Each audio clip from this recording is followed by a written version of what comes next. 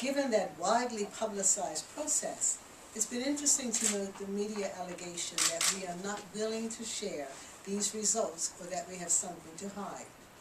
Nothing could be further from the truth. We have something to celebrate. To set the record straight, results were sent directly to schools in August, then directly to the parents of the students who sat the exams, and then shared in PTA meetings by principals. In addition, the results were provided to the general public at our first town hall meeting on Thursday, September the 27th, and our second meeting on Thursday, November 1st. It was then shown on government television, CITV, on an almost daily basis. But we are here today because I promised that once we concluded the town hall meetings, I would share the results with the media. While the results are worthy of celebration, they also highlight that there is work to be done. I begin with the 2012 graduation results.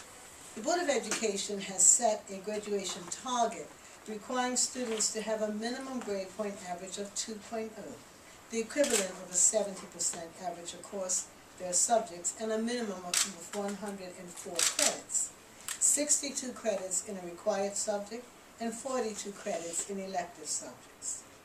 95% of our senior school students graduated.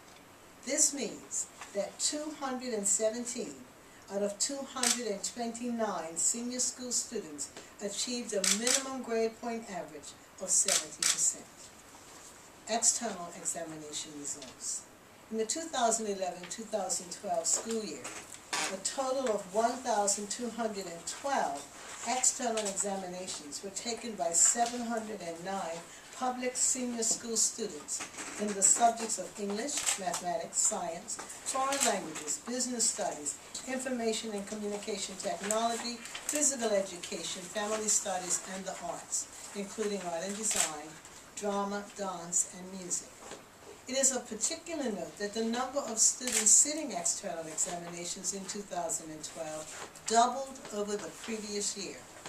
As a result of all S2 students sitting the Cambridge International Examinations in English, mathematics, and science 2 years earlier than they have in the past. An overall pass rate of 89% was achieved, with 28% attaining a grade of C or higher.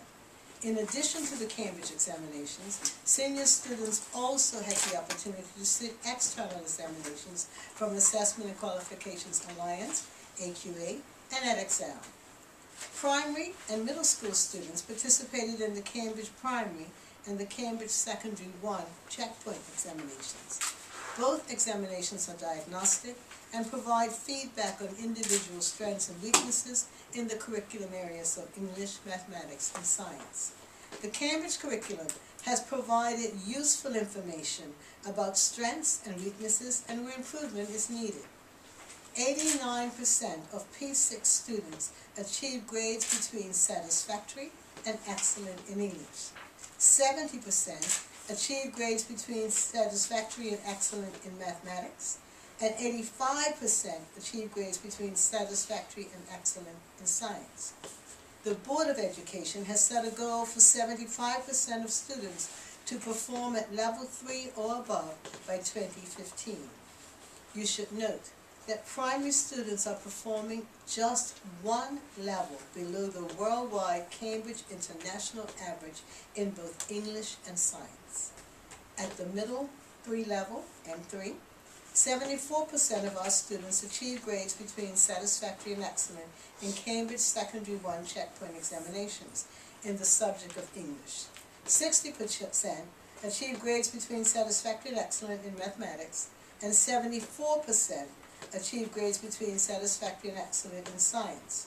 We note that we have work to do to raise the number of students achieving at grade 3 or above. Bermudian 2012 results are closely aligned with the international scores in science and English at the primary level. Of 8,850 international candidates, 74% attained grades between 3.0 and 6.0 in English. 67% of Bermudian candidates obtained the same grades, just 7 points off. Of the 8,862 international science candidates, 60% achieved grades between 3.0 and 6.0. Bermudian candidates scored the exact same percentage. In mathematics, 72% of the 9,006 international candidates obtained grades between 3.0 and 6.0, compared with 47% of Bermudian candidates. Yes, this is an area that needs improvement. It's also important to note that we have accelerated students. I'm pleased to report that 17 Sands Secondary Middle School students passed the IGCSE English examination and 13 passed the mathematics examination. Now I would like to share the results of the senior school students who set the external IGCSE and GCSE examinations. In English, there was a 91% pass rate, with 38% at grade C or better. 325 students took the examination. In mathematics, there was a 74% pass rate, with 8% at grade C or better. 299 students took the examination. In science, there was a 95% pass rate, with 25% at grade C or better. 278 students took the science examinations, which included coordinated science, combined science, biology, chemistry, physics, and environmental management. In foreign languages, there was a 100% pass rate, with 68% at grade C or better. 53 students took examinations in French and Spanish. The arts recorded a 98% pass rate, with 41% at grade C or better. 90 students took examinations in art and design, dance, drama, and music. Business technology recorded a 92% pass rate, with 8% at grade C or better. 63 students took examinations in business studies, media studies, and information and communication technology. In physical education, there was a 100% pass rate, with 68% at grade C or better. 31 students took this examination. Family studies also recorded a 100% pass rate, with just 3 students taking the examination in food and nutrition. The next figures are a summary of the subjects taken at the advanced subsidiary AS level. In AS English, there was an 89% pass rate, with 34% at grade C or better. 56 students took the AS examination. The introduction of Cambridge curriculum for core subjects in 2010 was in response to recommendation 9 of the Hopkins report. According to Cambridge International Examinations, a predictor of 75% of students worldwide will achieve ratings between satisfactory and excellent. Bermuda's P6 students exceeded the worldwide predictor by 13% and 4.8% in English and science, respectively. In mathematics, they performed 10.4% points below the worldwide predictor, compared to their counterparts in 160 other jurisdictions.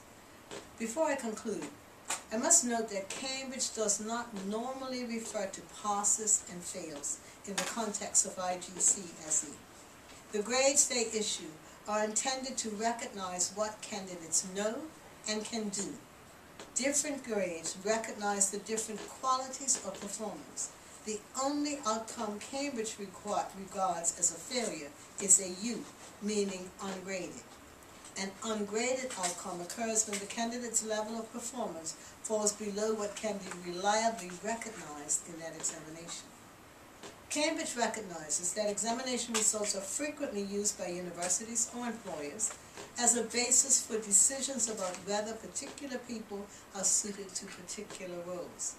Examination results may help to determine whether a person's English is good enough for an administrative post, or whether their physics is good enough to begin an engineering degree.